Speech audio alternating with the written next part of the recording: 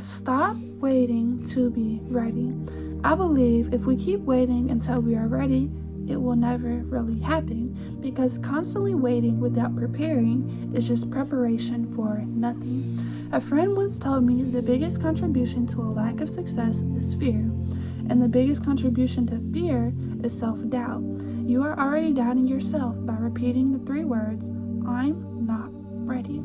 If the word and the purpose is already on your heart, the truth is, you are ready. You're just letting your mind overpower your soul. Your soul is desiring something bigger, something more, and something you've yet to experience or even see in this life before. Didn't mean to make that rhyme, by the way.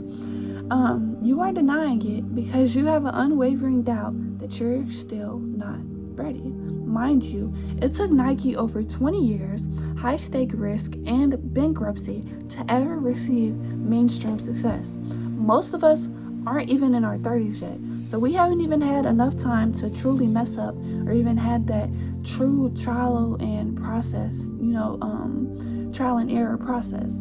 So we didn't even have all the space to truly grow how we think that we are before we start shutting ourselves out. And the truth is, the first step to success is what? Failure. But you think, therefore you suffer. Dwelling in that state keeps you standing in the same place. Didn't mean to make that rhyme again. Because you became complacent with the overthinking. You have to train your mind and rewire your thoughts. Every thought you can begin to identify as self-sabotaging is one step closer. But listen, because it doesn't stop until you take action consistently. And remember, not every thought is your own. The enemy can control up here too.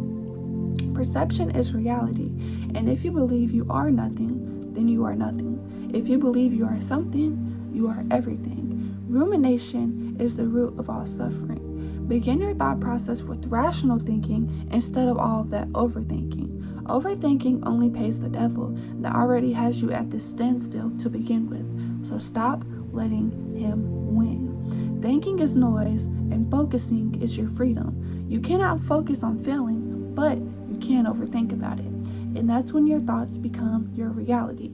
If you believe you will be nothing, everyone else will believe you too.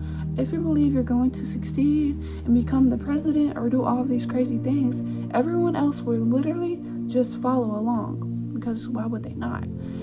But keep in mind, all this comes full circle when you consistently put not only those ideas out there, but the actions to match them. Action cures your fear. Always choose progress over all that perfection that you want. At the same time, if the world crucified a perfect man, what makes you think the entire world will co-sign the goals that only you can see? If your plan has something to do with other people gaining traction and putting their attention on you, remember that the more love that comes, the more hate that follows. Begin to start the journey before you're ready and adjust just along the way. Fear is just a sign that you're onto something, but what's the point if you let it win and overpower the fire that's in your soul? Begin the self-perception theory. Fake it until you make it. If you are able to point out these thoughts, then you're able to change them. The self-perception theory proves that individuals work out their own internal states by observing their own behavior patterns. Particularly, that's usually the ones that they have when they are weak. But you build the confidence by acting, speaking, and carrying yourself as if you're already that confident person. And you have to start by taking action with simple things like eye contact or body language, and it tricks the mind into feeling more assured. And it's a process that scientifically call acting as if. At some point, it doesn't become faking anymore because it becomes your reality. It only takes 20 days to make an actual habit. So whether that's brushing your teeth, whether that's doing something you're not supposed to be doing, whether that's writing or reading a book, it takes 20 days to actually make a habit. So you literally just have to choose which habit that you want. But we also have to think, at some point, if it doesn't become faking, it becomes your reality, because, like I said, that becomes your perception. Cognitive consistency is when your behavior doesn't match your feelings. In the moment, you feel uncomfortable. You feel probably a little anxiety. But who wants to stay comfortable in disobedience anyways? You already have this on your heart, you're just not acting on it. Acting confident encourages the mind, and it aligns beliefs with actions to reduce this discomfort, so it just takes time. Imagine if you took action as many times as you doubted yourself. How far would you be? Let me say that again. Imagine if you took action as many times as you doubted yourself.